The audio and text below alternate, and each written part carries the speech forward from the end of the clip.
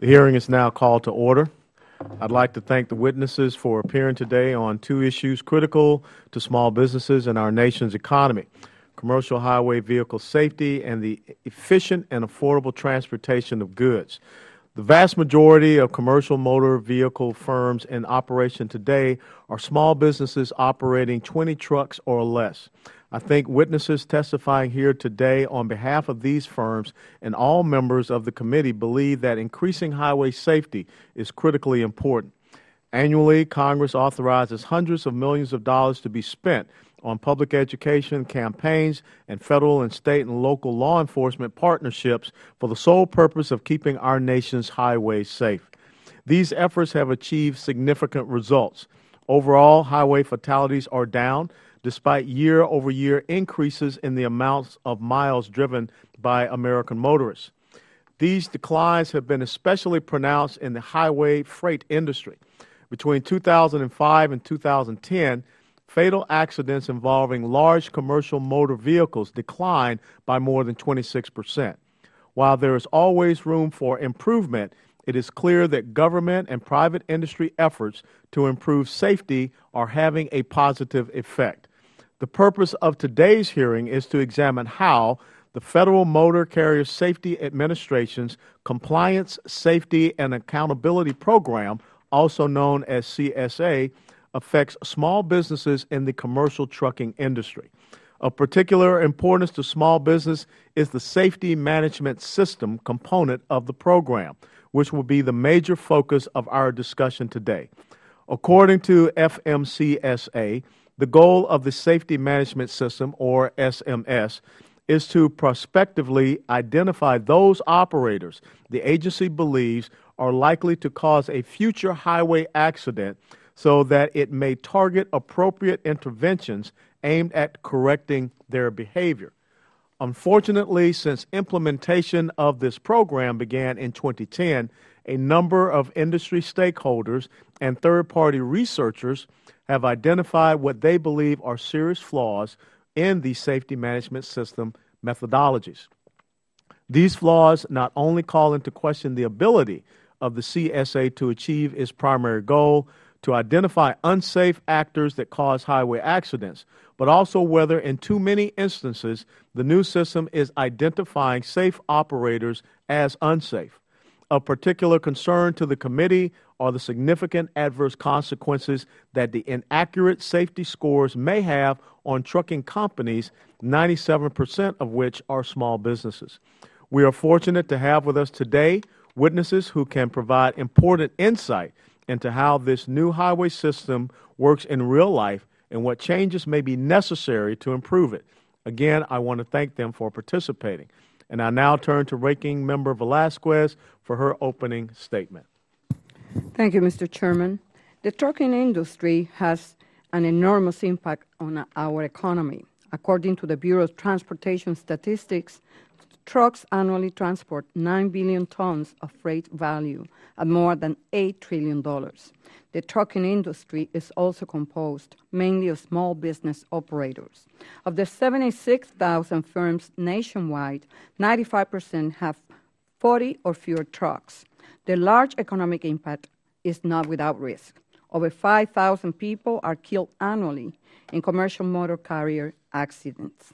A number of steps have been taken to improve highway safety over the years, starting in the 1930s with hours of service limitations.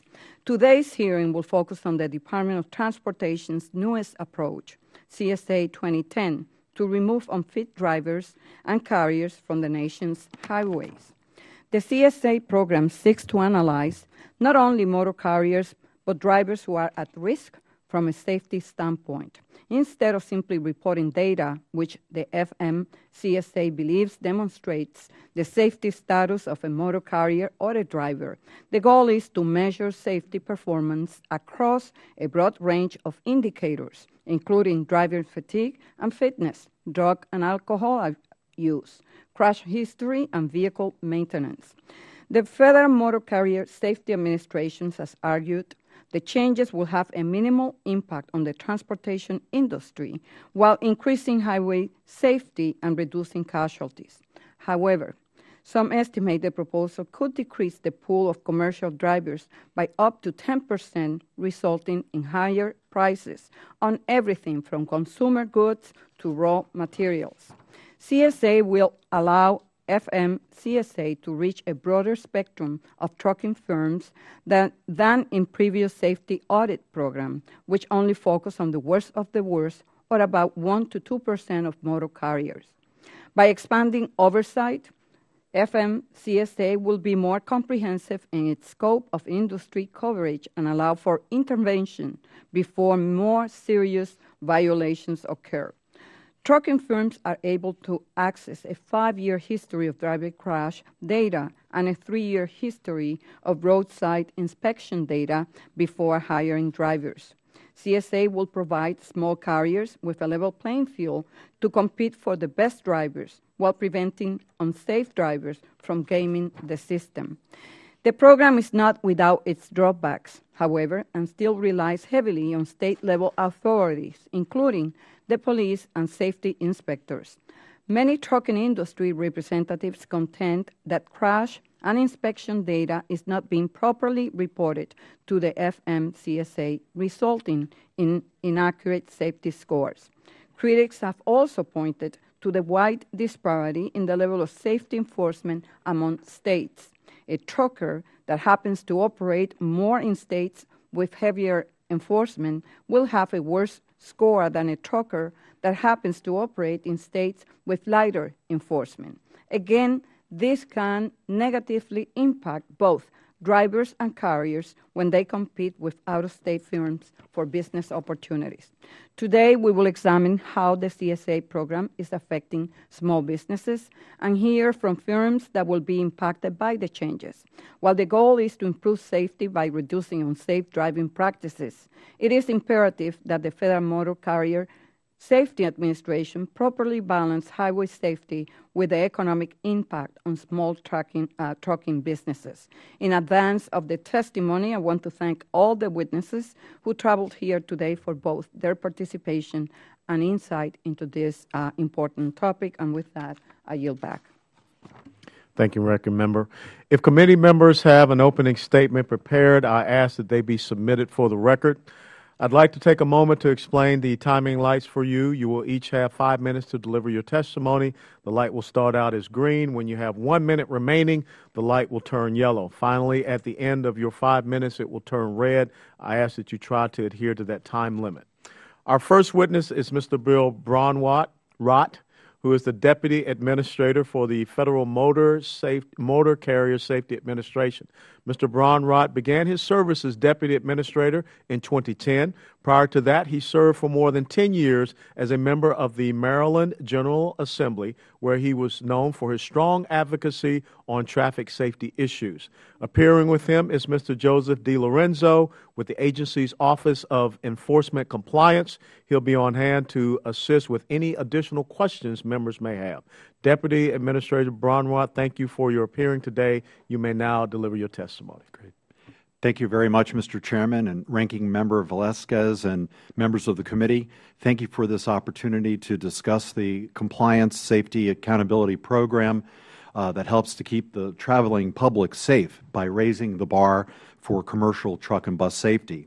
Safety is FMCSA's #1 priority, and CSA is the centerpiece of our rigorous safety, compliance, and enforcement strategy. This program is critical to our congressionally mandated mission to save lives by reducing crashes involving commercial vehicles. Compliance and accountability are the keys to safety, and it's through CSA the agency and its state safety enforcement partners are able to better identify and address a larger number of motor carriers for safety interventions without placing an undue burden on small businesses. Our safety management system collects data on the nation's 500,000 active motor carriers, and we found that the system clearly identifies the 200,000 carriers that are involved in over 90% of the crashes on our nation's roadways. According to an independent analysis by the University of Michigan Transportation Research Institute, SMS is a significant improvement over the agency's previous measurement system. we know that CSA is working. Last year, under CSA, truck and bus roadside inspection violations decreased by 8%, and driver violations decreased by 12%. This is the largest drop in commercial vehicle and driver safety violation rates in a decade. CSA is allowing the agency to reap these safety benefits with less interruption to a carrier's business operations. We are keenly aware that 85% of commercial vehicle operations registered with FMCSA are small businesses. Our safety measurement system has identified nearly the same number of small carriers for intervention as were identified in the previous SafeStat system. In fact, less than 10% of small truck companies exceed the intervention threshold in any of the basics. We are carefully listening and responding to feedback from industry, our State partners, and other key stakeholders to ensure we are having the greatest impact on safety while minimizing the effect on a carrier's operation. FMCSA has consolidated all of its publicly available carrier safety performance data into one easily accessible CSA website that receives 30 million hits a year. This helps company owners to easily review their safety data and to take action to address any safety deficiencies. Our data queues process allows companies to address any potential data inaccuracies. Currently, of the 3.5 million safety inspections conducted, less than 1% of inspections are challenged. Prior to CSA, our agency's safety intervention activities primarily focused on compliance reviews. And while compliance reviews are effective tools for changing unsafe operations, they are also labor and time intensive to both the agency and carriers. In order to strategically deploy the agency's resources and effectively reach more carriers earlier, the agency now utilizes a range of safety intervention tools that get to the root of the cause of a carrier's safety problems. Analysis has shown that these less resource-intensive interventions are effective at improving carrier performance. Finally, early next year, the agency will issue a notice of proposed rulemaking to revise its safety fitness determinations methodology. The rulemaking would propose better integrating roadside inspection data into the carrier's safety fitness determination process. Mr. Chairman, members of the committee, last year alone, 4,000 people died and 100,000 others were injured in crashes involving commercial vehicles. If today is an average day, 11 of our fellow Americans won't make it home alive, and another 300 will be injured. Every life is precious. One death or disabling injury is one too many. We need all available tools to identify unsafe drivers and companies so that safety deficiencies can be addressed before tragedy strikes. FMCSA is working to protect the traveling public by identifying unsafe truck and bus companies with the highest risk of future crashes. CSA leverages the findings of roadside safety inspections and investigations that hold carriers accountable to the safety rules of the road. And thus far, CSA is showing great progress without any new regulations. It's a big step forward in FMCSA's ongoing mission to save lives through early intervention, compliance, accountability, and crash reduction. Mr. Chairman, this concludes my remarks. I would be pleased to answer your questions. Thank you very much. Thank you, Administrator Braunrot. A couple questions I'd like to present. First, your agency used findings from a 2007 violation severity assessment study to develop the SMS methodology. Have we released the results of that study as per the stakeholder request at this time? On the severity study? Yes, sir. Let me turn to Mr. DiLorenzo on that. Yes, we have. The results of the violation severity study are in the CSA docket. There's an open docket for CSA where all of our materials go. I also think it's important to point out that that study is not the basis of the current violation severity weights that are used in the SMS. There are other documents in there in addition to what is known as the violation severity assessment study that also provide a significant background into how those weights were determined. Now, have those been provided? They are in the docket as well, yes, sir. Okay. The second question, there's a small carrier testified on a second panel whose basic score went up a year after initial violations and a number of clean inspections. Is there some, explanation why that would have happened? Is there some bugs in the system that need to still be worked out? I think on an individual basis, it's hard to say. I think we would want to learn more about that individual carrier's experience and would be glad, as always, to meet with them and walk through that. Okay. Ranking Member Velasquez. Thank you, Mr. Chairman. Administrator Bromroth, you stated at a recent Small Business Administration roundtable with the trucking industry that sometime, and you just mentioned also today that at some point early next year, you're going to be issuing the proposed rule. My question to you is, will that proposed rule give small and independent carriers the opportunity to weigh in on CSA safety measurement system? Well, as we go through that rulemaking, it will be obviously completely open, and we will have an open docket, an open process by which we will be welcoming input from all of industry and all of our stakeholders, and I'm sure it will be a very robust, input from industry. What do you mean by robust input? Well, through any of our rulemaking processes, we will, have an open docket, and that will allow anybody, any interested party, to express their concerns, questions, ideas on the direction that the NPRM should go, and we look forward to that. Yeah, my suggestion is that you should provide a vehicle in which not only is an open docket, but interaction around the country with these small operators, right? And if you have better information, the only way that you could have better information is by having this exchange interaction, and that will facilitate to have, at the end of the road, a better rule.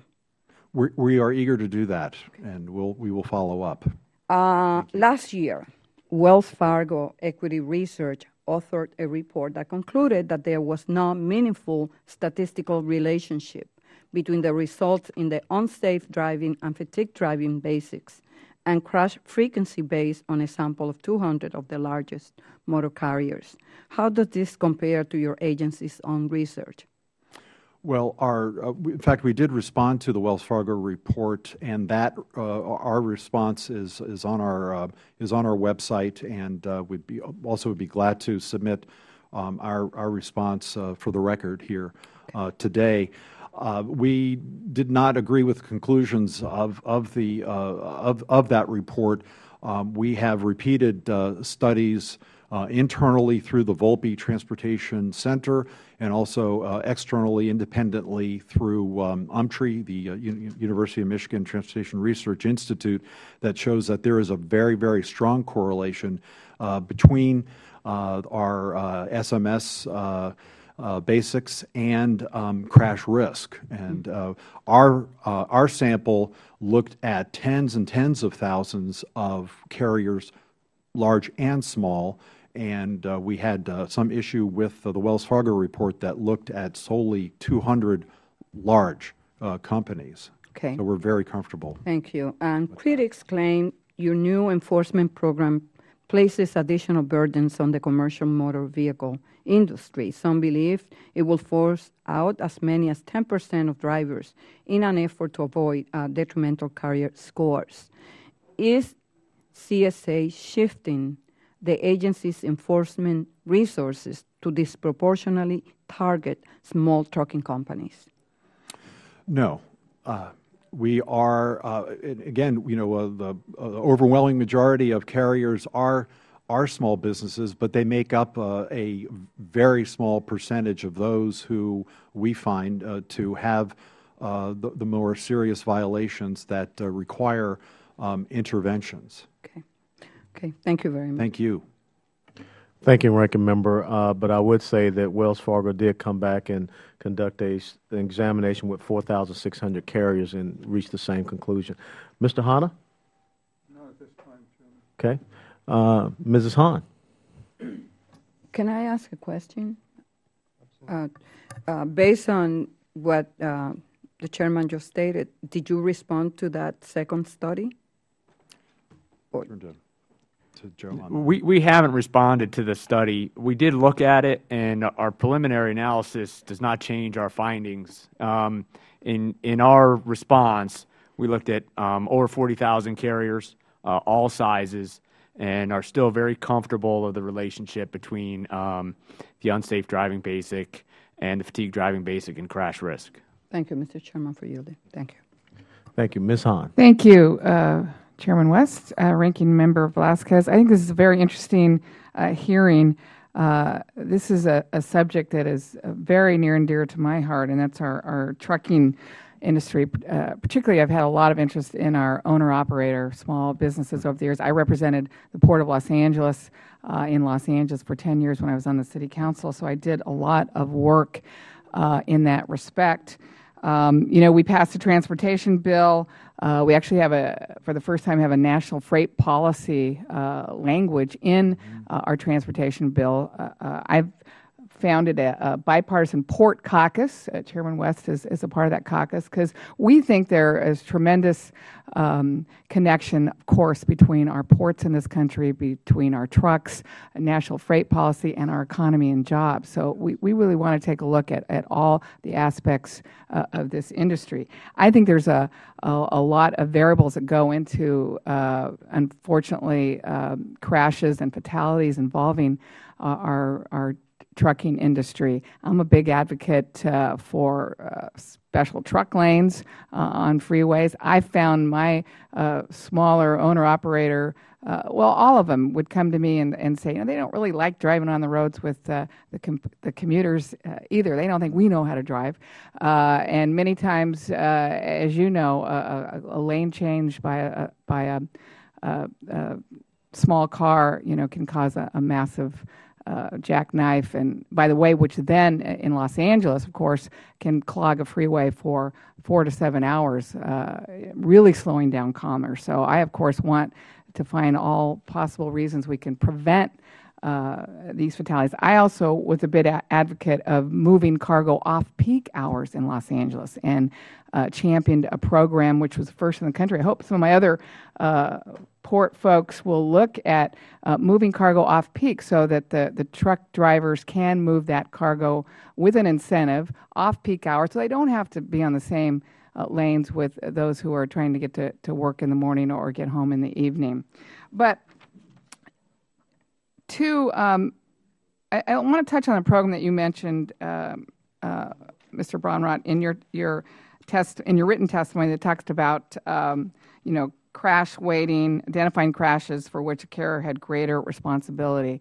I'm curious to know if you could tell us how are those reviews conducted? What kind of experience do those folks have that review those crashes, and how do they make that determination of who was at fault? And more importantly, are we gathering data on how do we prevent these kinds of crashes in the future?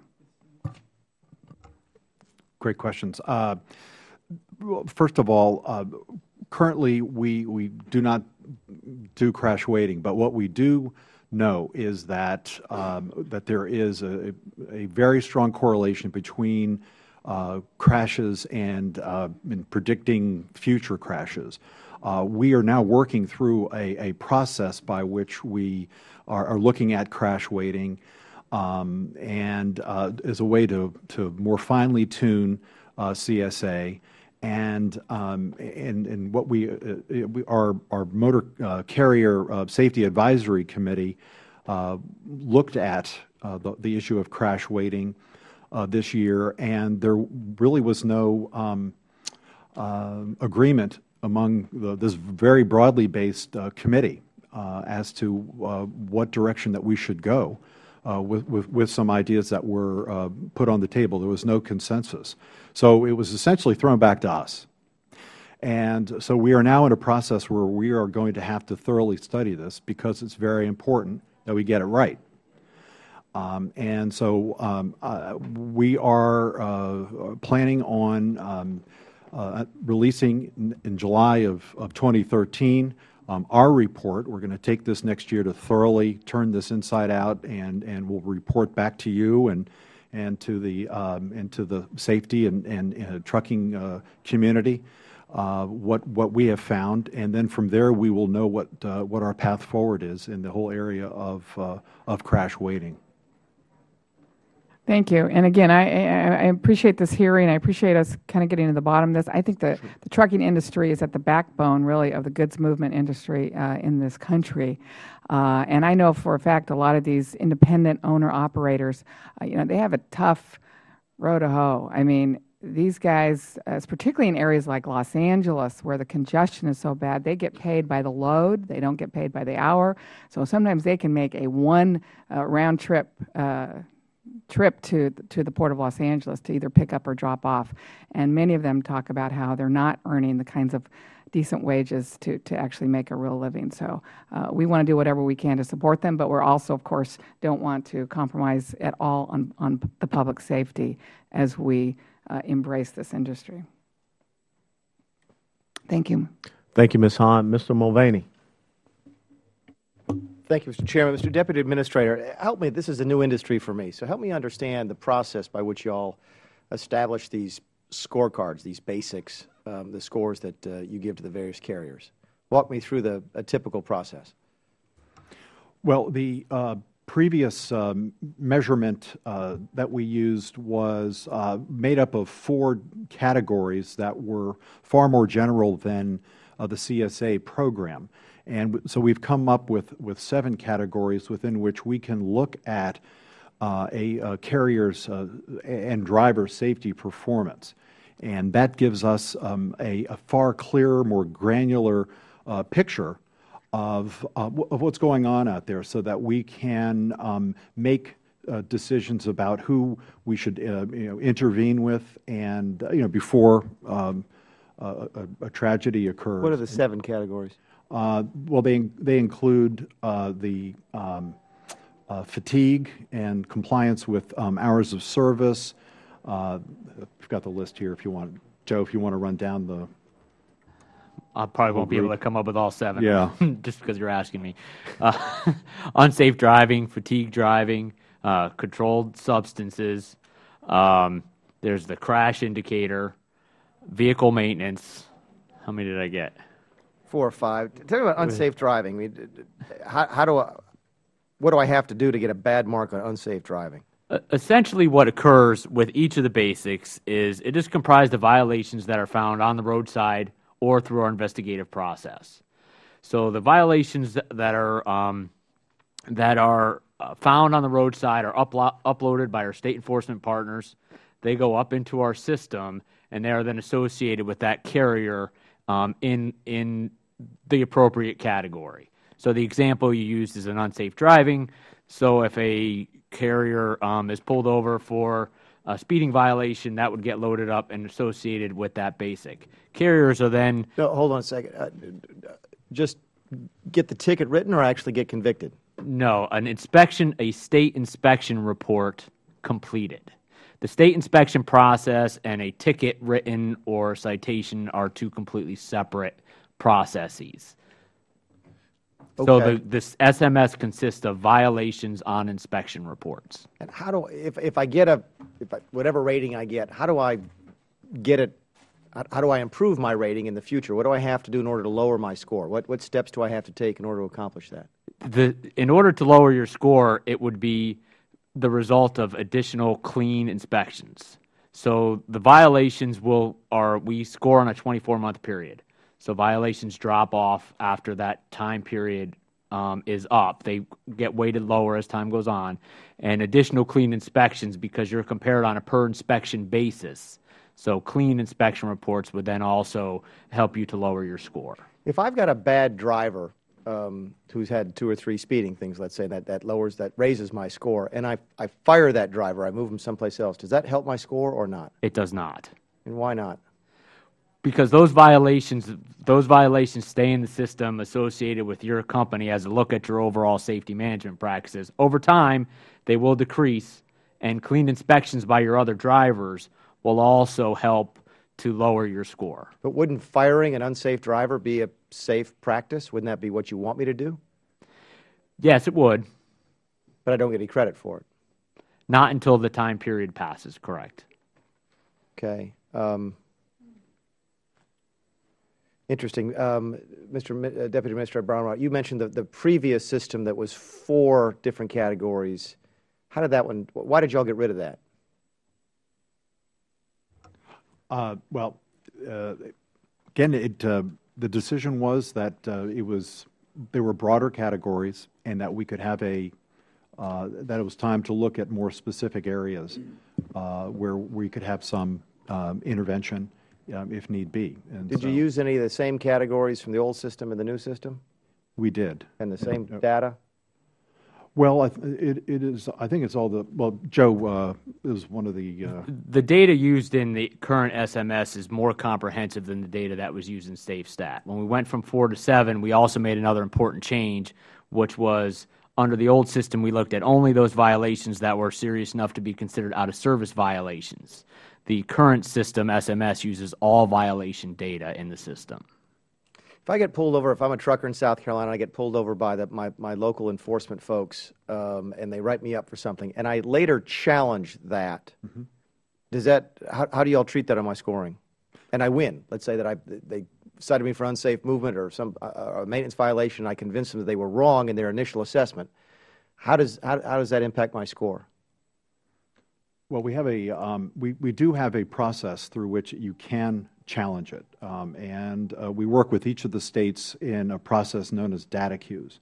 So you can go to the respective state where the violation occurred, and you can challenge that. And it's through that process that it's either dismissed or not. And the last question, but if it has been, if I've convinced the state folks that I was not in the wrong, does it automatically come off my rating or not? It will. Okay. Thank you, Jim. I apologize for going over, Mr. Chairman. Mr. Shabbat. Thank you, Mr. Chairman. Yeah, just a couple questions. I assume that you've had some feedback, some criticism, some concern from people in the trucking industry. Is that correct? Well, we have had questions, we have had concerns, and we have also kept the phone lines open. We've built a big table around which we've allowed those voices to be heard.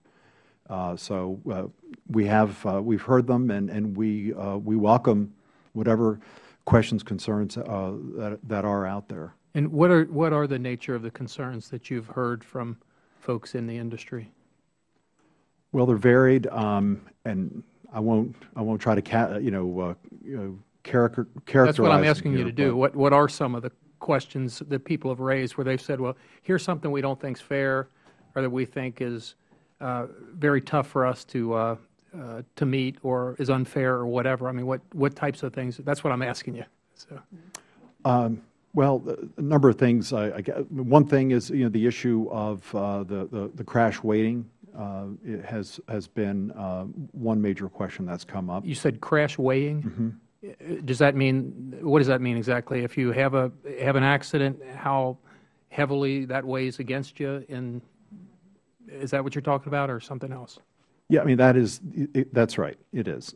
And we're looking at currently we just look at involvement without looking at fault, and that's not part of the of scoring or rating. That's not part of what we do. But let me stop you there if I can. Sure. If I just make sure I heard you right. You said currently you just take into consideration the fact that an accident happened and that's counted against you. It doesn't matter whose fault it was. Is that what you said?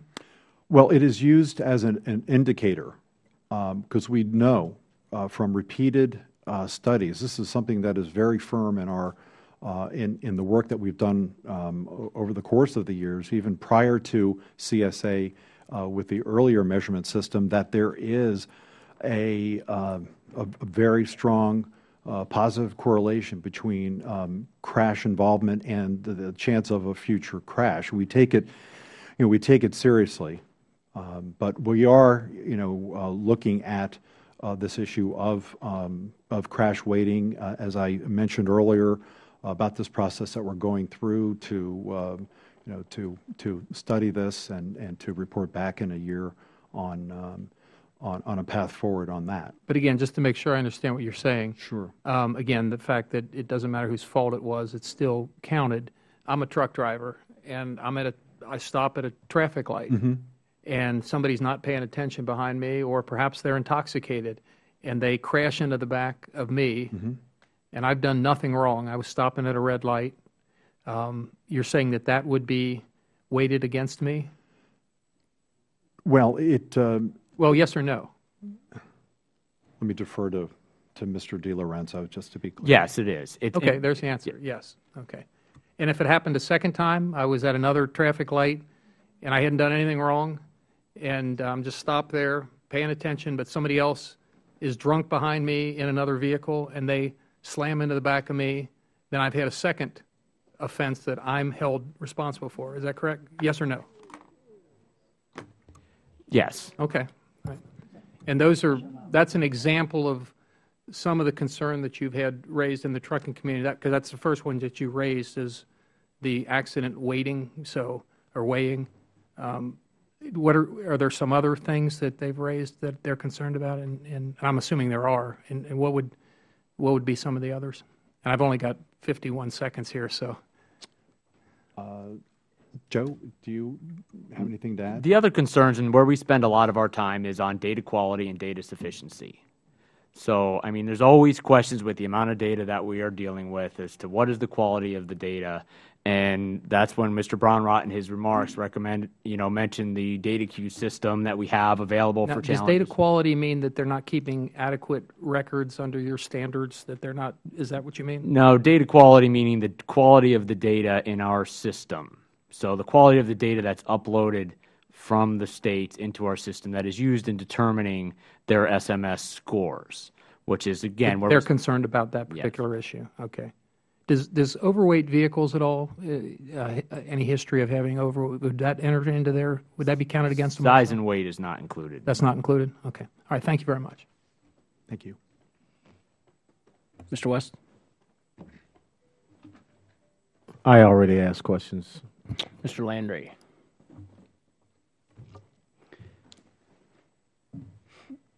How can you hold somebody accountable for something that's not their fault? Would you be willing to say, you know what, Congress, all these studies that we embark upon and all of these crazy policies and regulations that we premise on these studies, if we can't, if we don't show proof that they work, would you be willing to resign?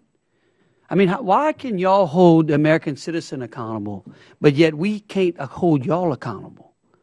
You see, I mean, it is patently unfair for you to weight someone's record, to tarnish someone's record, when it is not their fault. We have a court system that's designed to weight that. Let me ask you a question. Sure.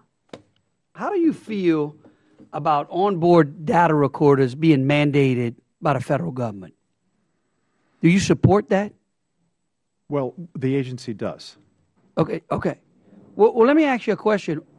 You work for the President of the United States, is that not correct? Correct. So he's your boss. Correct. See, I'm used to the business world. You know, the president of a company, that's who I report to.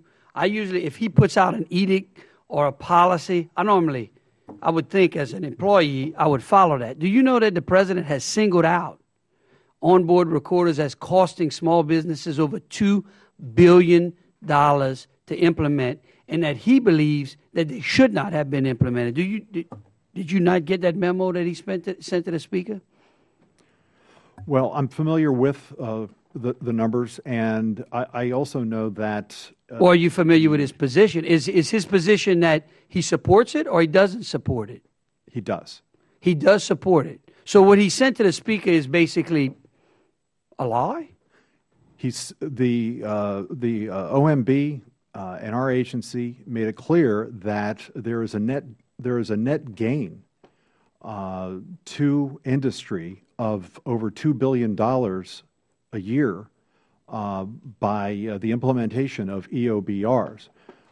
A net gain, it's going to cost the industry, according to the President, $2 billion. And 90% of that industry are small businesses. Now, the big guys, they like it, okay? Because when they implement it already. Because their fleets are so large, and that's a better way for them to manage those fleets. And, of course, when you implement it on a little guy, okay, it drives him out of business, and the big guy gets bigger. And I'm sick and tired of that over here.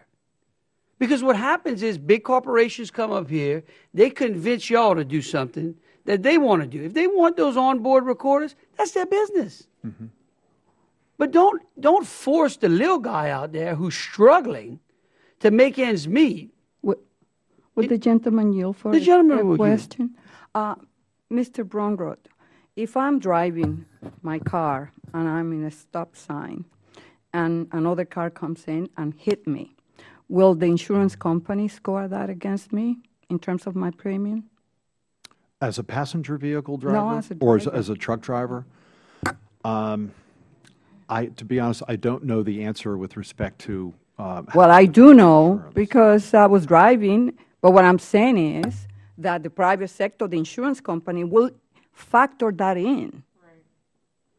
Reclaiming my there's time. Not much different. Well, reclaiming my time, I would disagree. Thank you for yielding. I would disagree in the fact that well, first of all, the insurance companies are private contractors. Okay, that's a private contract between an individual and another company. The government is not involved in that contract.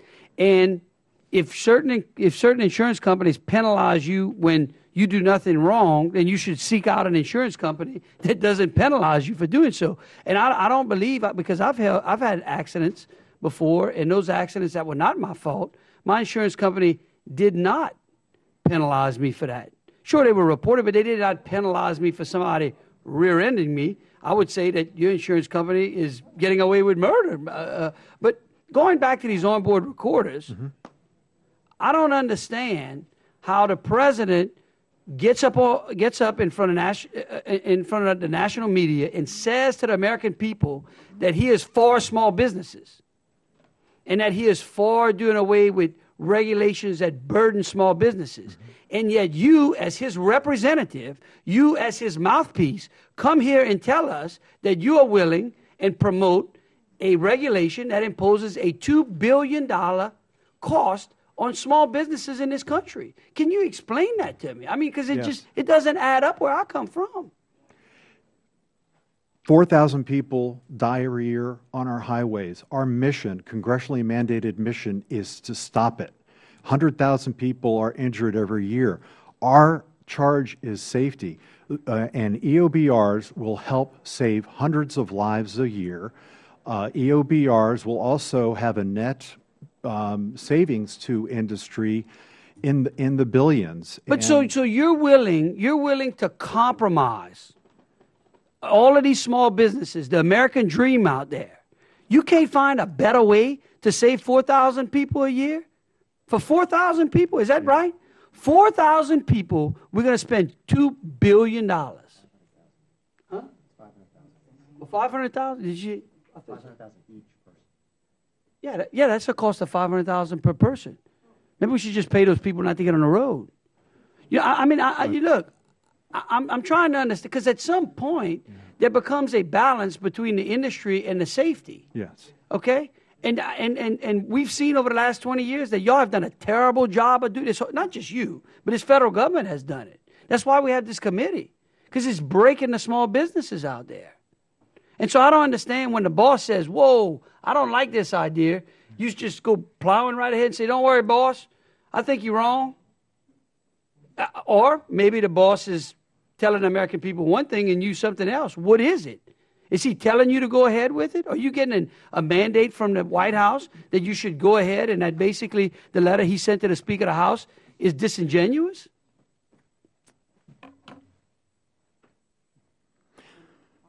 Well, we went, with respect to EOBRs. But is it a yes or no? I'm not sure there is a yes or okay. no. Mr. Chairman, I'm out of time. Herrera Butler. Thank you, Mr. Chairman. And I guess I would like to hear, I mean, that, because this is an issue that's important to me. You know, we all care about safety, right? This isn't a question of whether or not we care about safety. And I don't think safety and our small business owners are mutually exclusive. I mean, to assume that is irrational. One of the things I'd like to know for sure on this topic is there a proven, because, so from what I've seen, it largely is, you know, a small versus large issue. You know, for a small two-person independent owner-operator type driver who hauls logs on in Southwest Washington State on a, you know, it is not a consistent basis, right? Whenever we get a tree sale, when there's a chance, they bid a job, they get it or they don't. It doesn't happen consistently. It's not like a major freight mobility company that's constantly on the road. For them to put this type of equipment into a truck doesn't seem as necessary, right? Because if there's one or two people, you know, in an owner-operator type situation, I don't think they're going to have a hard time communicating with each other about where they are, what time they're leaving, you know, keeping up with the rules and the regs of the road, so to speak. So I too would like to understand how the President calls us a $2 billion mandate on small businesses who are the backbone of our economy, and we need jobs in my neck of the woods. We have double-digit unemployment, right? How the President calls this a $2 billion mandate, and yet you're telling me it's a $2 billion plus. Please explain that briefly. Well, every rule goes through an analysis of the costs, you know, investing, and then the net gains, and that's where that ends up. But you know, the fatigue is a leading cause of crashes, and far too many of them involving death and injury. So, I get that. So, how does that not jive, though? How is the President saying one thing, and I hear you saying something else? I see. That's what I'm interested in, because that's a major miscommunication. Well, you know, we have worked with small business on so many aspects of our rules and regs and our work with OIDA over the years. They're a key part of our safety advisory committee. And how many of the OIDA recommendations on this issue have you taken into account when you were pushing this rule? I don't know. You know, any, a couple, a majority, a minority? You don't have anything off the skin of your teeth on that one? I really don't know. Okay. Okay. Thank you, Mr. Chairman. I yield back. Mr. Hanna. 4,000 lives. You're never going to get it to zero. Nobody wants any. I remember the director of the EPA saying that their job wasn't to look at the money, the cost, the expense, the difficulties, the loss of jobs and opportunity, that it was only look at the environment. I can understand that. I don't agree with it, but I understand it. Do you feel the same way in your business? It's not how we do it. We must consider economic impacts and as part of the rule-making process. Right, but I mean, when you do that, does that tell me that you automatically, if something costs more than it saves, that's the direction you go, or is it more subjective than that? I don't know. Well, shouldn't you know that? I mean, it says director there, or deputy administrator. Wouldn't you know if that's such a vital part of what you do is in burdening businesses with additional costs, which may or may not be reasonable? Mm-hmm. Wouldn't you think that that would be the ultimate thing that you would know? Well, especially in this environment? Respectfully. Our agency is about safety, and that is what we focus on.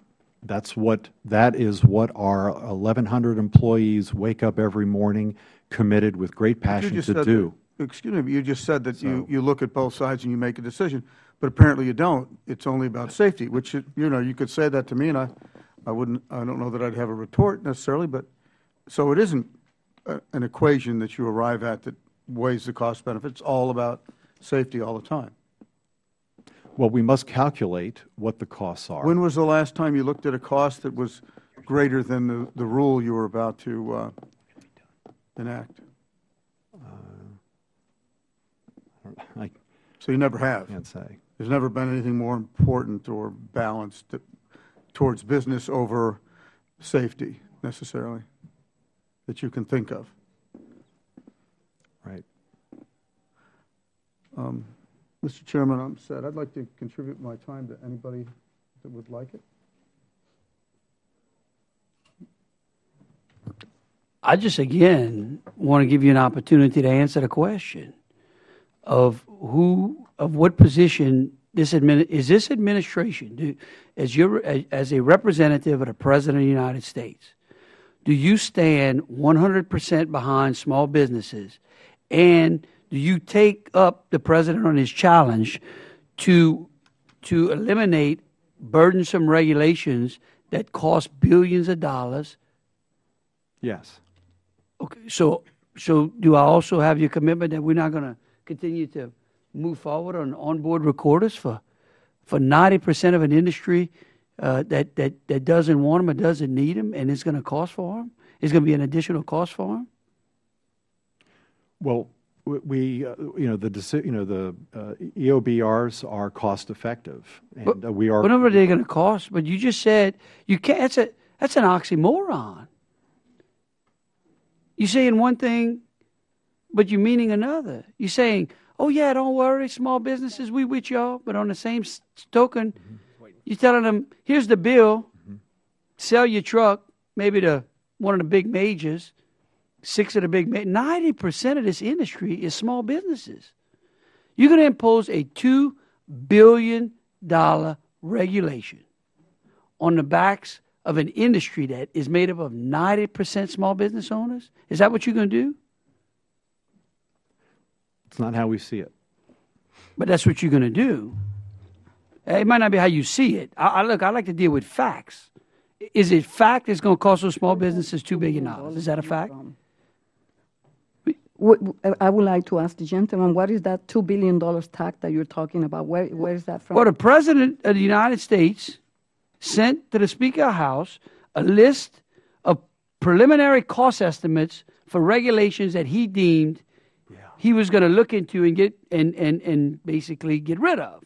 And part of that list was these electronic onboard recorders and hours of service supporting documents. And he has, this has come from the White House, $2 billion. Well, at least he's doing something that is proactive. Right. You know, when it comes to rules and regulation, the Bush administration issued but the Bush administration one of the highest number of rules and regulations. The Bush administration is gone. I'm trying to let the President, look, I agree with him. I'm with him. Very seldom me and the President see an eye to eye, but I'm with him on this. His problem is the guy who works for him is not. Can you hold him accountable? Well, you know what? Come to my district where a Chinese bus company got into a crash in the Bronx and 16 people were killed. Ask the Department of Labor how much is worth one person who is killed. Please give me a break. Yeah, well, that's fine. If that's the way you feel, make sure you tell all those small businesses out there and the little guy out there that you're not really for them. No, it's not about it. It's about creating a balanced approach and providing a mechanism where small businesses have the opportunity to come before them and express and provide their input. But with all due respect, the other side of the aisle claims to be the party of the little guy. We sit here in this committee every day, with all due respect, and claim, when we go back to our districts, that we for the little guy. And the President gets up there and he gets on prime time and he says that. But you know what? The actions don't match the rhetoric. That's the only problem. Look, if you don't want to be with the little guy, don't be with him, but just be honest. That's all. With that, I have one quick question, which talking about this crash accountability process study, which you cited, I think, just briefly a second ago. That was promised in 2010. That's been 2 years ago. Do you have any intention or to release those findings, or are you going to release those findings? Or Well, we are, first of all, thank you very much for the chance to testify before you. And thank you for that question. As I explained earlier that we presented the proposal to our advisory committee, our safety advisory committee, and there was no consensus there, and so it was brought back to us to determine next steps. And so we have decided that we're going to take a thorough look at it. We're going to study it. We're going to report back in July of 2013 as to a path forward, and at that point we'll be able to report back to you. So you're just starting the process now? Well, we're going to, based on what we heard back from our advisory committee, we are taking all that in and starting that process, yes. Okay, so it'll be 3 years for you to come to that whatever conclusion it is? Well, I can't put a date on it, but we are looking at it was a year from 2010. now. Thank you, Deputy Administrator. I appreciate you being here, and we will sit the second panel, please. If the second panel come forward, we appreciate you coming to the Hill. Thank you all.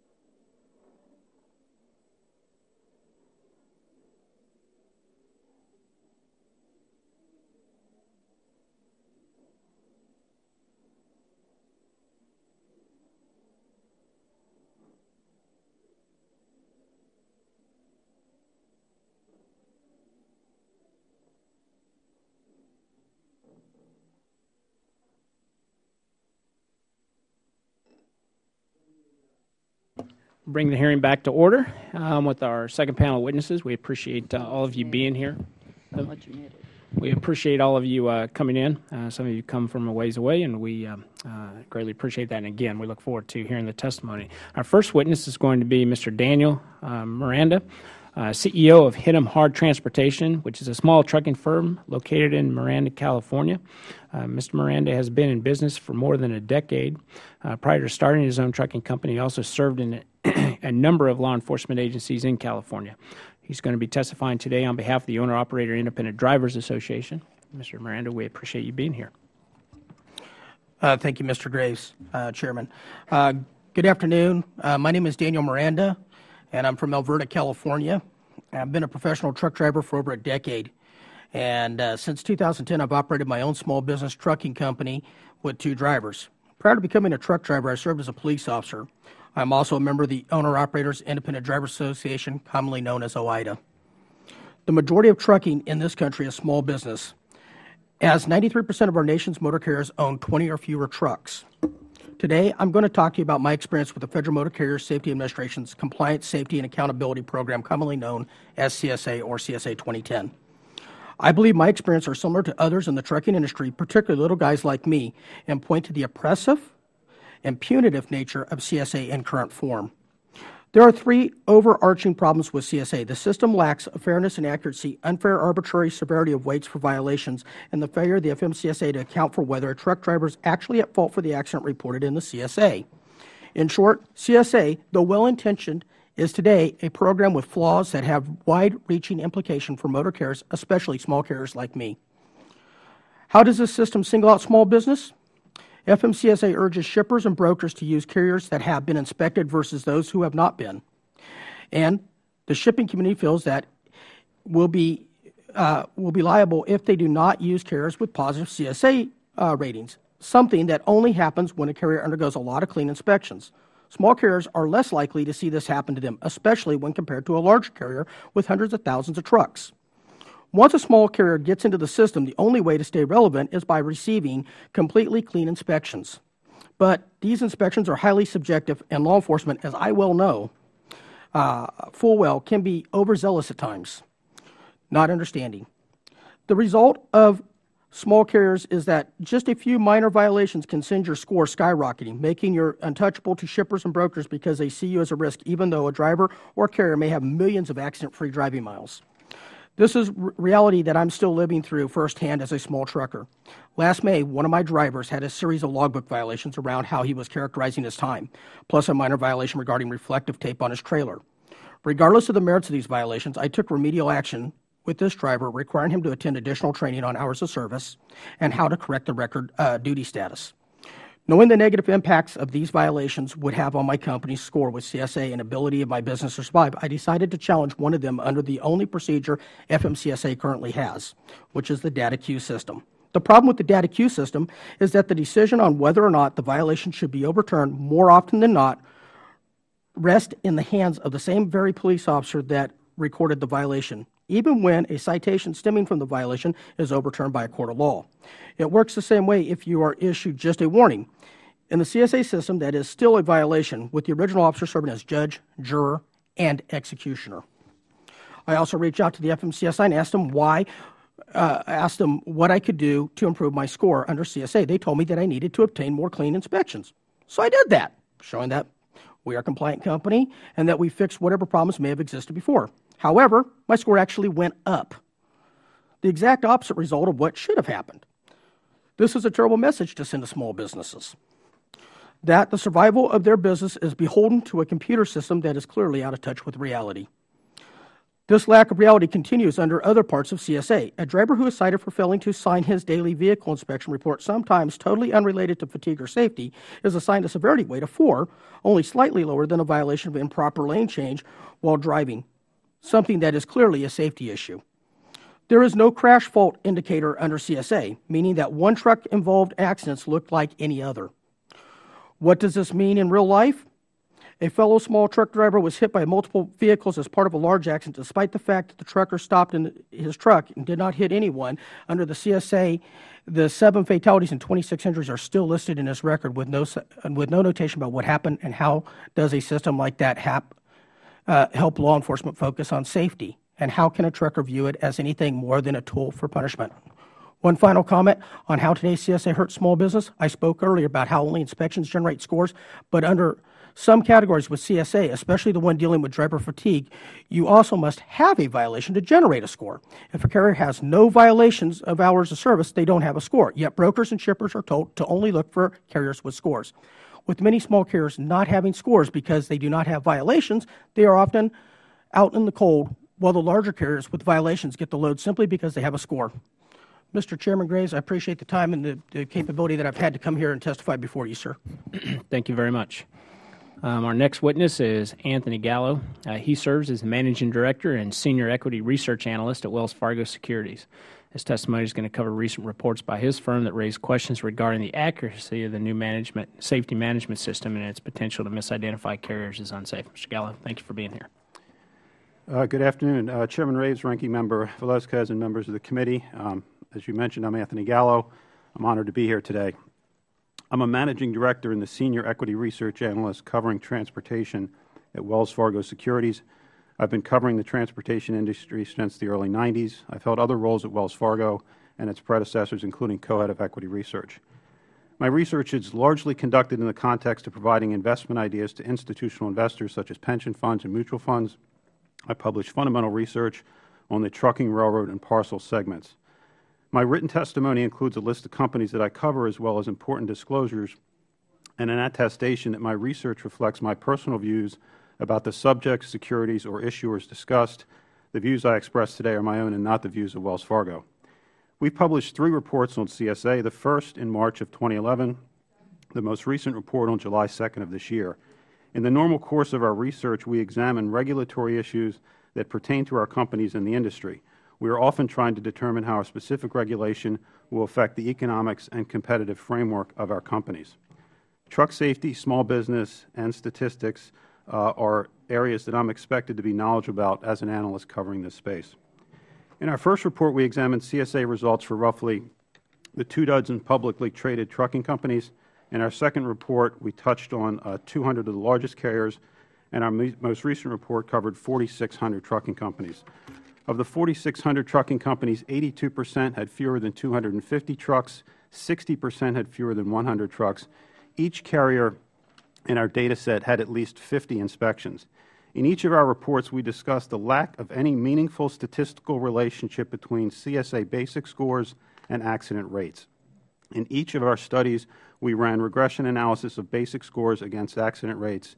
Our analysis led us to conclude that the criteria used to judge motor carrier safety did not coincide with actual crash rates. Additionally, we highlighted areas that we thought were problematic with the program, including unexplainable variances in inspection rates and the inconsistencies of enforcement protocols by states. In our most recent report, we delved into the inequities of crash reporting. Our second report, published on November 4th of 2011, titled Good Intentions, Unclear Outcomes, seemed to generate quite a buzz. On March 16th of this year, the FMCSA actually published a formal response to our November report. In short, they disagreed with our findings. We were flattered that a well-respected organization such as the FMCSA responded to our work, and we took very seriously the additional perspectives that they provided. We looked deeply into the FMCSA responses, we sought advice and perspective from industry experts, and we subsequently expanded our data set to the 4,600 motor carriers. We published our findings on July 2nd. We titled the report, CSA Another Look with Similar Conclusions. Our most recent 22-page report has been submitted as part of our written testimony. I offer the following summary conclusions from that report.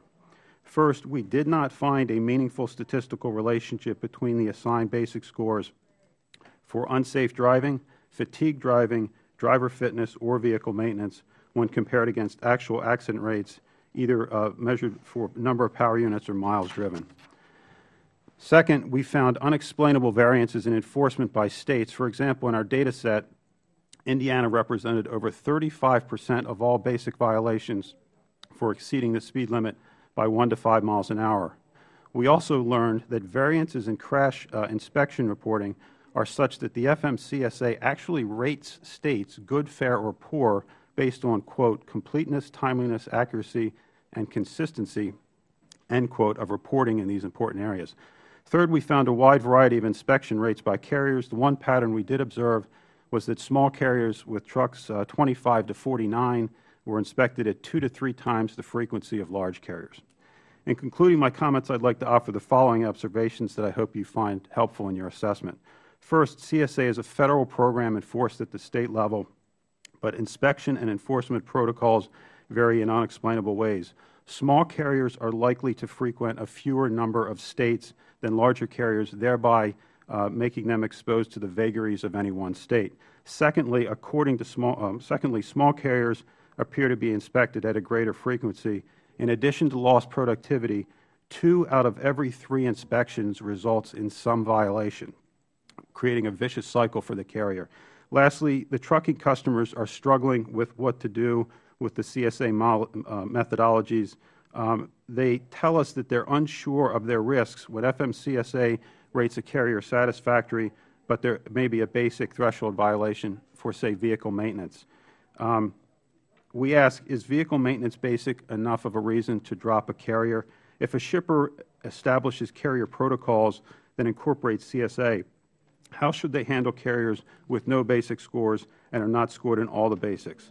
Large carriers are using their favorable CSA scores in soliciting business. Further, it's often difficult to replace a large carrier on a short notice. Conversely, it may be easy to replace a small carrier who temporarily moves beyond a threshold, but whose violations linger for 24 months or longer. This could cause a loss of business at a small carrier who could otherwise be safe. Thank you for your time. I'd be happy to answer any questions. Thank you, Mr. Gallo. Our next witness is Jeff Tucker. Mr. Tucker is the CEO of Tucker Worldwide, a third-generation small family-run freight brokerage business located in Cherry Hill, New Jersey. He's also a founding member of the Transportation Intermediaries Association and a member of the American Trucking Association, where he serves on the organization's Government Freight Committee. Thank you for being here, Mr. Tucker. Chairman Graves, Ranking Member Velasquez, and members of the Small Business Committee, thank you for the invitation to testify. As a transportation brokerage, I own no trucks. I hire thousands. Others have explained how CSA works and doesn't. So my focus today is going to be on the dangerous hiring, negligent hiring risks worsened by FMCSA's mischaracterizations and misguided promotion of CSA program, partly due to flaws in CSA, but primarily due to FMCSA's recent actions and statements. The agency has created a heavy burden on American business. For the record, TIA and my company support FMCSA and safety, and we're willing and even eager to spend money on safety. It's important to us, and it matters. For example, in the past few years, I added a lawyer to my staff. I've added a director of risk management to my staff, and I've voluntarily adopted ISO 9000 standards so that my procedures can be followed and audited, all due to this liability that I'm facing. I've turned away a majority of carriers who wish to do business with me. Not sure why yet. Like others today, I can tell you that today's system does not promote safety. Instead, it imposes tremendous burden on brokers, carriers, U.S. manufacturers, and small business. Why? Because CSA is a relative system. It is graded on a curve. It is not a safety rating, but it is designed to prioritize FMCSA intervention. No study published has shown that high basic scores predict future crash. Relative means that if the agency decided it could intervene with 25 carriers per year and there were only 100 carriers, 25 would have a high score, even if they were safe and compliant. We don't doubt at all that CSA has helped prioritize FMCSA and law enforcement resources. But when CSA is used for purposes other than for law enforcement, CSA has serious flaws and harms small business. Despite these many flaws, FMCSA has chosen to plow ahead and market it for something it was not designed, as a carrier selection tool for shippers, brokers, and insurers. The program FMCSA uses to choose which carriers to send letters to or schedule audits of is now being marketed by the agency to shippers and brokers for carrier selection, without facts, data, science, or direction from FMCSA telling us specifically what carriers or what CSA score not to use. FMCSA has imposed tremendous new risk and cost on small business. My company happily participates in promoting safety. We spend good money on it. That is not the issue. The issue is FMCSA has created a straw man, and by their actions have forced all the businesses who hire motor carriers to chase the straw man in hopes of improving safety. This isn't safety. This is waste. FMCSA hasn't told us what basic score is unsafe. They haven't told us who not to use, but they've given accident lawyers jet fuel for their negligent hiring lawsuits against small business and imposed great costs on small business to protect themselves against such lawsuits. In 2004, a Federal court created a new interpretation of the common law known as duty of reasonable care.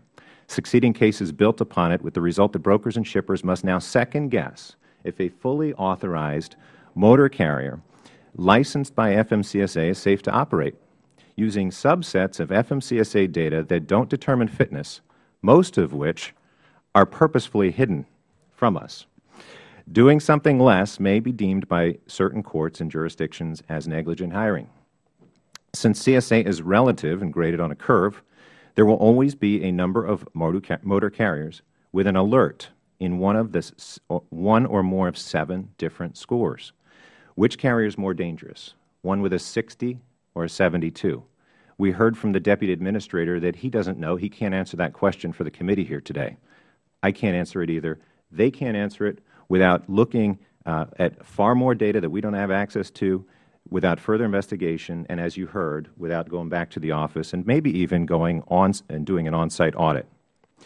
Many shippers, it should be noted, will not use motor carriers just because they have an alert in one of these arbitrary scores.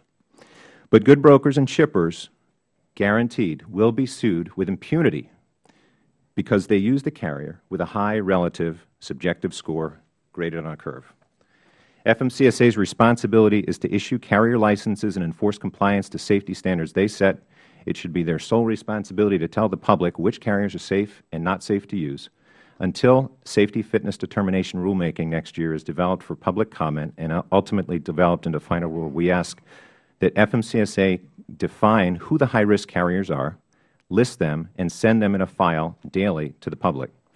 2, that FMCSA immediately convene a CSA stakeholders subcommittee of experts and listen to them.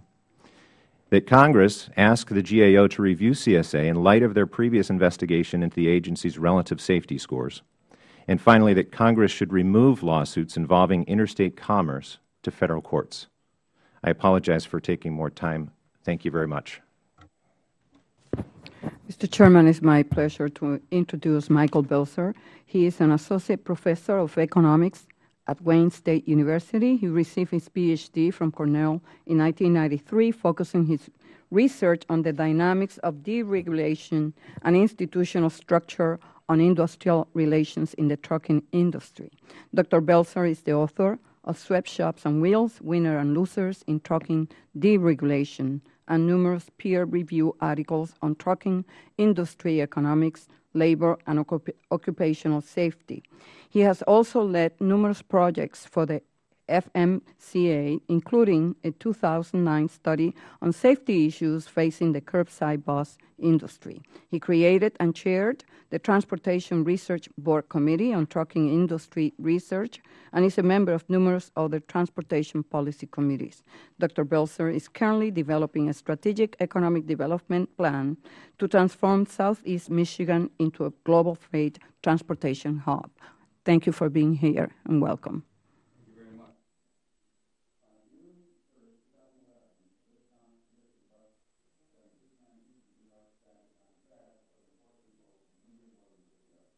Sorry.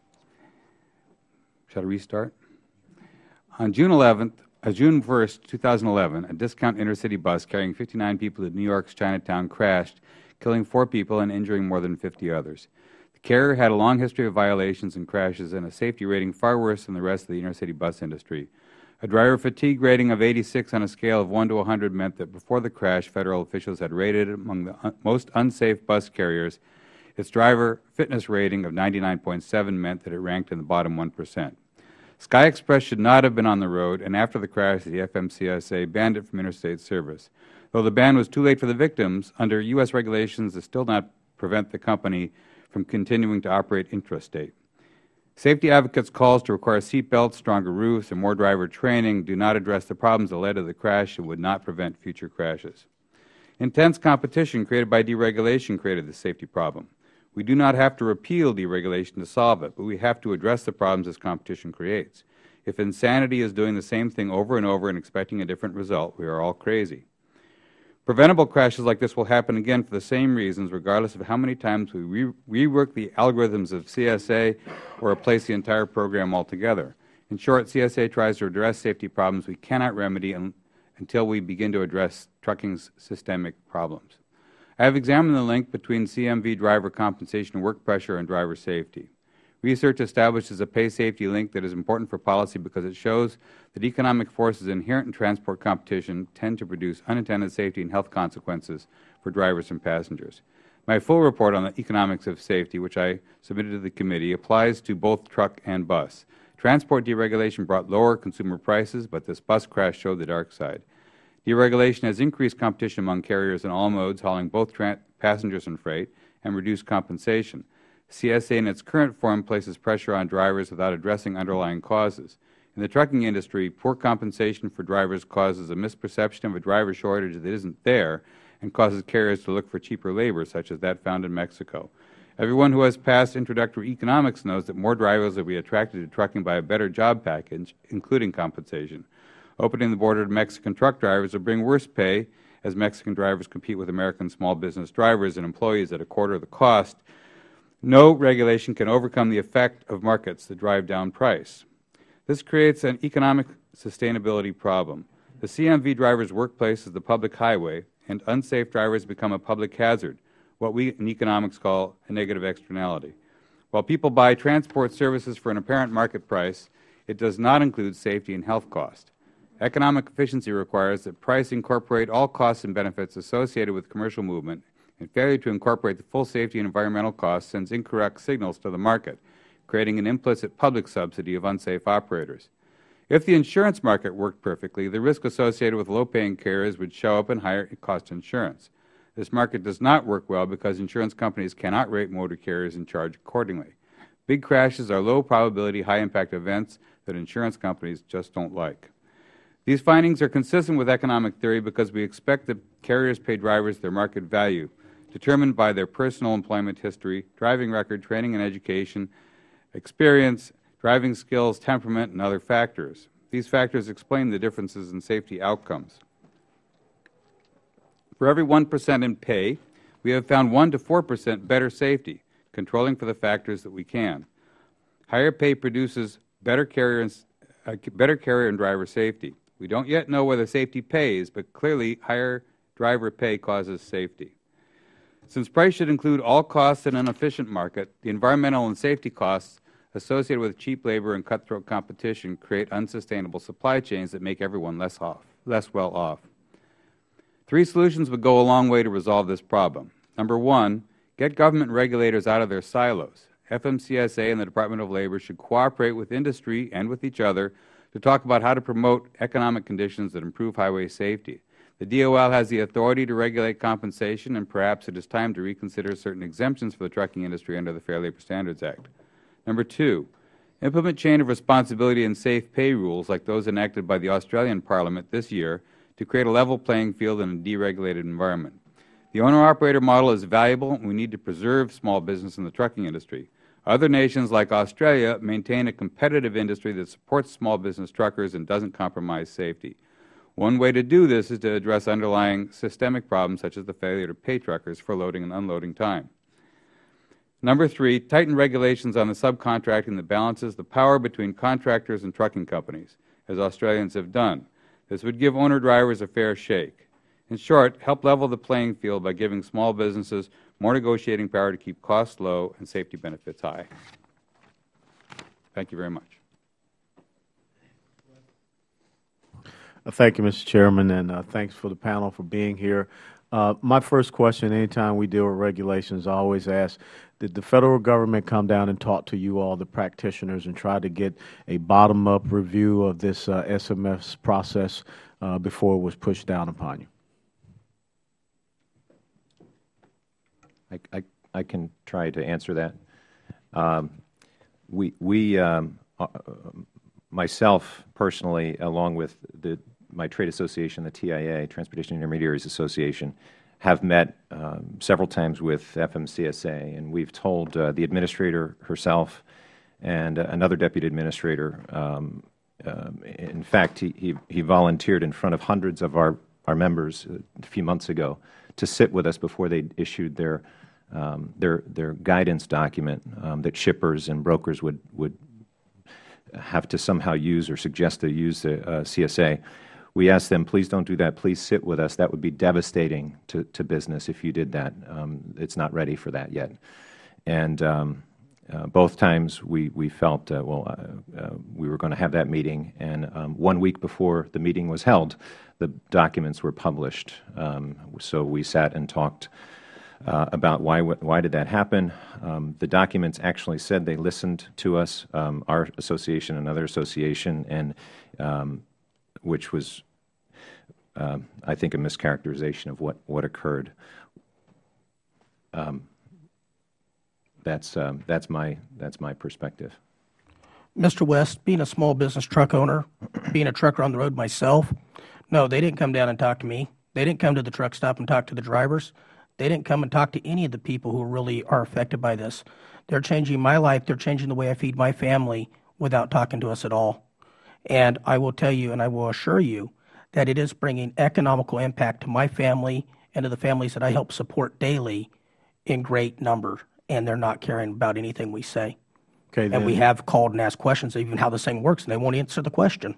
Then this is my follow-up to that, because I believe that in place of something that you don't agree works very well, what would you all seek to try to implement or institute? Because we have to have safety on our highway system. So what are some of your recommendations, since we do have the guy back there from the regulation and compliance section? What were some of the things that you would present to him that he can take back right now today? Can I throw something out? Sure, Doctor. This is Dr. Belzer. So I know. I see your name. Yeah. Well, I know there's a record here of some kind. So I've spoken with him. I've met with him many times. I've served on some panels and different things like that. In fact, Ann Farrow asked me to come down and speak to the MCSAC a couple of years ago about the economics of safety question. I actually applied for a position on MCSAC when there were some openings, but I didn't get the job or the opportunity to serve. However, I have actually done a lot of studies for them over the years, different times, and most recently actually one on using the large truck crash causation study. I only got a minute. I only got a minute 38. I proposed very quickly. I proposed to them some years ago a benchmarking program which I developed, which is in many ways a lot like CSA, but allows immediate feedback to the carriers on how to improve their operations. And it was developed based on sound science relative to the causes of truck crashes, and started from that perspective and worked back to come up with a rating. So I would recommend that they take a look at that again, and would glad to be helpful with that. Now, is that something that the gentleman here could be in agreement on? I think I have something much quicker and faster that would improve safety immediately. And we've asked this in writing and in various meetings. We asked, they're required, the FMCSA is required to identify high-risk carriers. We've asked them to identify them in a list, give them to us, update that daily to the industry. We will stop using those carriers overnight. It's a small percentage, very small. We asked for daily changes in the safety ratings. When a safety rating goes from satisfactory to unsatisfactory, sometimes it will take 5 to 6 weeks for us to find that out. We asked them to issue that in a daily file. And then thirdly, we've asked when they place a carrier out of service for a lot of different reasons, they're not able to pull the carrier's authority. So they tell the carrier you can't go on the road, but they can't pull their authority. We've asked them, look, we don't care if you pull their authority, just tell us who you placed out of service. We will not use them. Unfortunately, instead of concentrating on those concrete, clear safety issues, they've advocated we use this relative score. Sir, in my line of work, if the numbers aren't right, you either need to fix them or pull them. Mr. West, I would bring to you that not only should you look at how to correct it, but we need to look at the correction is looking at education. We're not educating. We're putting a very arbitrary decision-making by someone saying that you violated something with no proof that you violated it. You're not convicted by any judge, jury, peers. You're just by an officer saying that you did something. Me as a police officer, I've spent many years in the law enforcement community, and I'm here to tell you that the officer's wrong sometimes. Sometimes he doesn't understand the law. Sometimes he doesn't understand. Sometimes he makes mistakes. That makes him human. This does not give for any human factor. This says that he gets to decide who gets to stay in business and who doesn't. And me as a small carrier, I'm telling you, that's going to put a lot of small carriers out of business. It's going to put a lot of families not eating or on the welfare lines. I urge you to really think about this long and hard. Thank you, panel, and thank you, Mr. Chairman. I yield back. So I just would like to ask Mr. Miranda, would you be supportive of what Mr. Tucker recommended to the administrator? No, ma'am. Putting a list? I don't know what OIDA's standpoint would be, but me as a small trucker, no. Okay. Because the problem is... Okay. No, I just need a yes or no answer. Thank you. Mr. Gallo, you heard the administrator, Brownrod, when I asked him about your study, and then we asked about the updated study and the response that he made.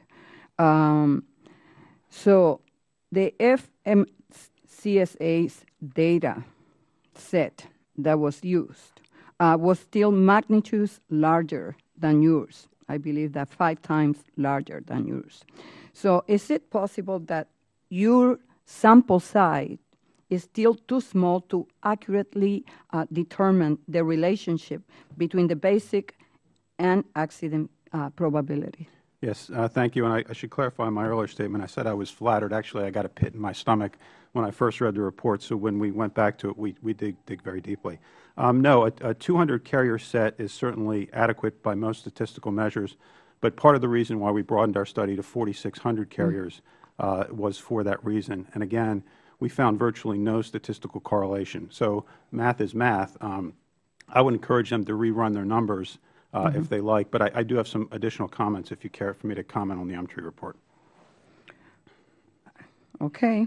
Dr. Belzer. Some trucking firms have increased driver pay and found that it increased the overall safety record of the company. However, current market forces prevented them from continuing to pay the elevated rate. What can we do to strike the right balance between regulations and pay to create a safer highway system? Well, I think probably the most important thing we can do is start with the perspective that the economic competition is driving these outcomes and try to think about what we can do to change the economic balance. We don't want to encourage cutthroat behavior. We don't want to encourage the race to the bottom, as some people call it. And I think the way the deregulation in transport works, or competition in transport works, it tends to drive that process. I now teach transportation economics to graduate students, and as I do that, it's more clear to me that it's the competition itself that is causing the problem, and so we have to address ways of kind of putting boundaries around it. And one of them could be, for example, paying drivers for the non-driving labor. So once you do that, they'll self-regulate. Dr. Belzer, I was shocked to find that FMCSA has very little power to remove unsafe trucks and buses from the roadways. And I found that because this accident impacted so many of my constituents, the one in the Bronx. Do you think that the new disciplinary measures of the CSA program are enough to address the safety concerns posed by the curbside bus industry? So I don't know the details of the CSA, but I don't believe that it's dealing with the economic competition that's driving this process. This is like the little Dutch boy, little Dutch boy and his finger in the dike, and the water keeps flowing. And the difficulty that we have when we have this kind of cutthroat competition, which was what was involved in that particular crash, that is not the kind of thing that's going to get fixed by regulation that makes it more difficult to people to operate. It's going to be probably a proactive effort to make sure that the people who are doing the work are getting paid for it. So I think that's really what it comes down to. Okay, thank you.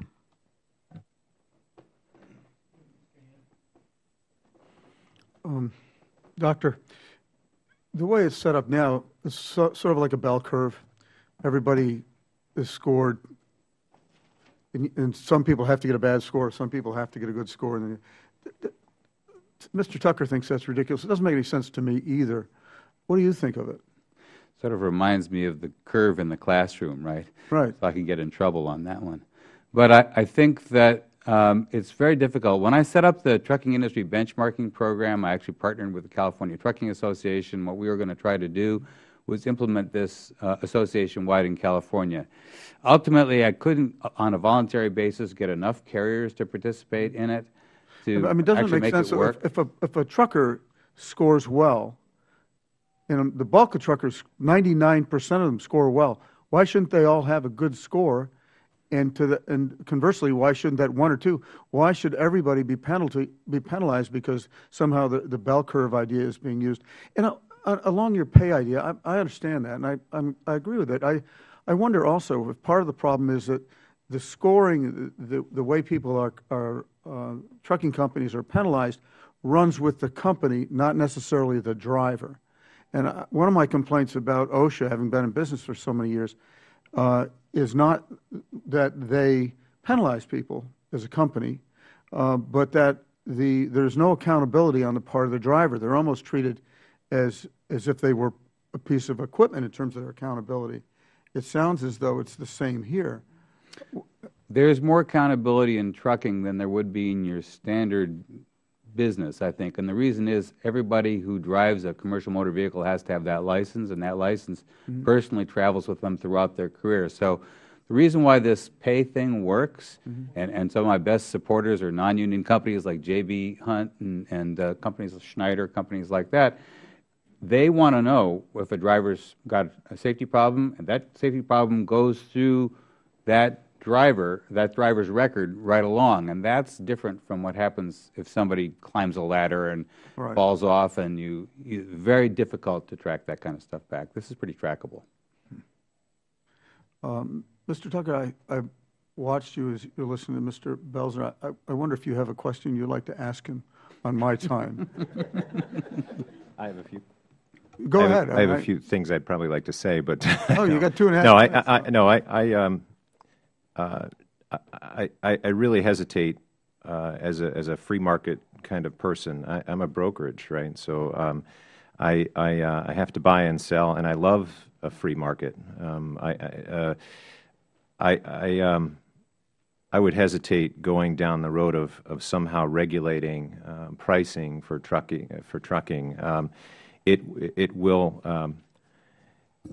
will be something that industry will rail against. I think you will have the National Association of Manufacturers and every other trade association screaming. It will be a bloody war. I think it will wake up every association that's out there because eventually it will raise prices. To all of us. The reality is right now prices are going up. It's a supply and demand. Trucking is a leading indicator. We came out of the recession far faster and sooner than the country did. We went into it faster as well. Right now I can tell you that trucking rates that truckers are getting are better. Their returns are better. Actually, this person would be far better to tell you. To Mr. Belzer's point, Dr. Belzer, it doesn't necessarily mean that the driver is getting the benefit of that. What do you say to that? Because that's a good point. It's a very good point. But right now, in good economies like we're having right now in trucking, not the greater economy, but in trucking, drivers get signing bonuses to come on to trucking companies, and drivers are very right now. There's a trade association recently, one of the largest carriers in the country said, "I've got something like 68 brand new tractors and trailers he can't fill with drivers." Okay, so and he's giving away signing bonuses to fill those seats. So I have a hard time trying to mess with a market that has its ups and downs but works, in my opinion. Thank you, Chairman. I yield back. Mr. Landry. Real quick, it just occurred to me, do any of y'all know how many lives are lost on our highways due to poor roads and bridges and poor infrastructure? Dr. Belzer? I mean, we heard that 4,000 are caused by it. Well, there's a 4,000 some that are killed every year in truck-related crashes, and some 49,000. Substandard roadways, any idea? I'm just curious because that's our job to make sure that the roads are safe. I don't know, Mr. Miranda. I mean, you believe that our roadways, especially the federal roadways, are in A+ shape? Your answer to that is no, sir. That's absurd. And the fact that we can't even do our job, but yet now we want to regulate your business as well and tell you how you have to drive safer, but we can't provide a transportation system that is at least A or B quality. I would tend to agree with you, Mr. Landry. As a matter of fact, I would comment to that is that of those 4,000, nobody's taking into account how many of those accidents were the primary cause of collision factor, would be road conditions or weather conditions. Right. Now let me ask you, do you have an onboard recorder on? How many trucks do you have? I have 3 trucks that run under my authority, sir. Do you have any onboard recorders? No, sir. I couldn't afford it. If I had to put those on today, I would close my doors. Oh, no. Well, I'm trying to figure out where Mr. Tucker sees this great economy because maybe the brokers are taking and put it in their pocket. but it ain't coming to the drivers, I'll tell you that much. So you basically saying that if you were mandated to put those recorders on, you'd probably have to close the door? No, there's no fact. I would close my door, sir. You would close your door? Right now, I'm running on about a 7% profit margin. And you said 3 trucks? Yes, sir. Okay. Now, you're the boss over those 3 trucks, right?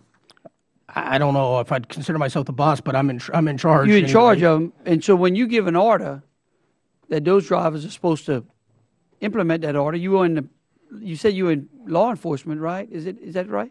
I've been in law enforcement, yes, sir.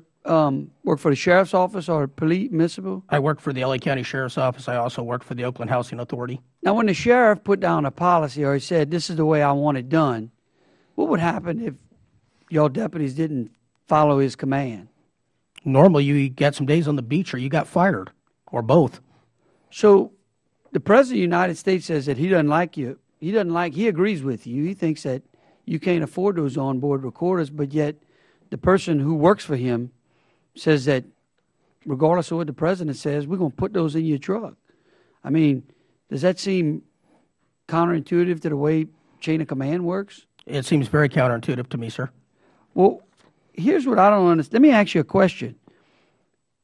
If we mandate this, how many more businesses like yourself you think are going to close?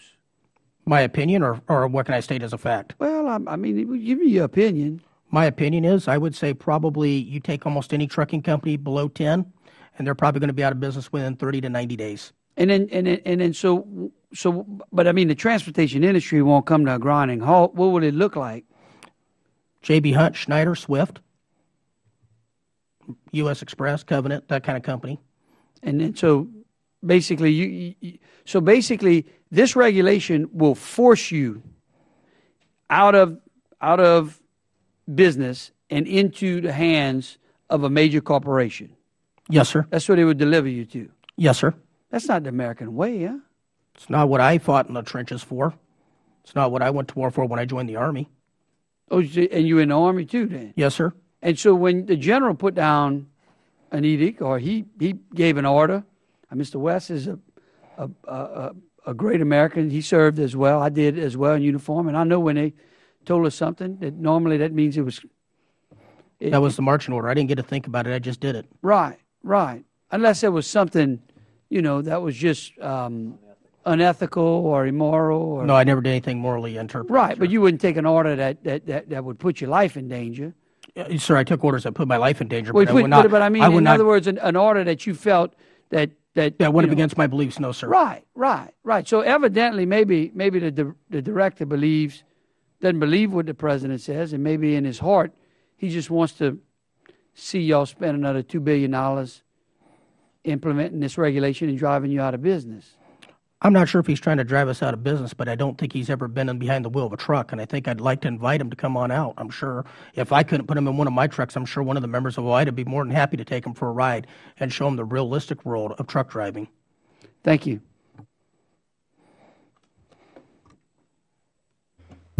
With that, I want to thank all of our witnesses for... Mr. Chairman, I have a follow-up question. Sure. May I? Mr. Gallo, going back to the study, can you submit for the record, or at least tell me what was the breakdown that the new survey containing 4,600 new operators, businesses, if there was a different business sizes that were included in that sample? Do you have a breakdown for that? Yes, I do, and I would also, in our written testimony, we included our research report. It's on page 7 of that report. Okay. 82% were below 250 trucks. I can give you the actual numbers if you like. 82% below 82% were below 250 trucks. And within, okay, so within that sample of 82%, because that's a big number. Sure. So 82%. Yeah. So if we break it down further, between 100 and 249 trucks, there were 1,047 motor carriers. From 50 to 99, there were 1,368 motor carriers. And then from 25 to 49, there were 1,379 firms that we looked at. Thank you. With that, I want to thank all of our witnesses for appearing today. Obviously, your testimony has been very helpful, obviously demonstrating the impact that Washington regulations have on small business. With that, I'd ask unanimous consent that all members have 5 legislative days to submit statements and supporting materials for the record. Without objections, that is so ordered. With that, the hearing is adjourned. Thank